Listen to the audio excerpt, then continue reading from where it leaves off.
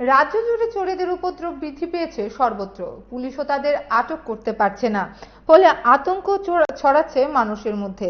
অভিযোগ, শুক্রবার মধুপুর হাসপাতাল থেকে টিঙ্কু দাসের বাইক চুরি হয়। বহু খোঁজাখুঁজি করে বাইকের সন্ধান না পেয়ে বিষয়টি পুলিশকে জানান তিনি, কিন্তু এখনো পর্যন্ত বাইকের সন্ধান বের করতে পারেনি পুলিশ। হাসপাতাল থেকে বাইক চুরির ঘটনায় নিরাপত্তা ব্যবস্থা নিয়ে উঠছে প্রশ্ন। আমি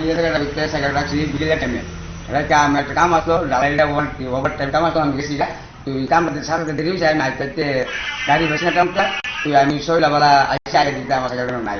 কোন জায়গার অ্যাক্সিডেন্ট জায়গার নাম? মধুপুর হসপিটাল মেন সামনে সকলের সামনে গেট মেট লাগানো আছে, গেটগুলো আছে, সবকিছু যেন গাছ মার সবও আছে, সিসি ক্যামেরা আছে, সিসি ক্যামেরাও আছে। আমি জানি তুই পঞ্চাশ তারা সিসি ক্যামেরা বলে নাই, তো আমি যাই জানি আমি জানি সিসি ক্যামেরা আছে রাখতে কেন গেছি তো এক একটা লাগে আমি চলে যাবো 4টা 5টার সময় দিতে টাকা গেছে করতে নাই এই বাঙ্গা বুঙ্গানি করে রয়েছে। কি মনে হয় ঘটনাটা?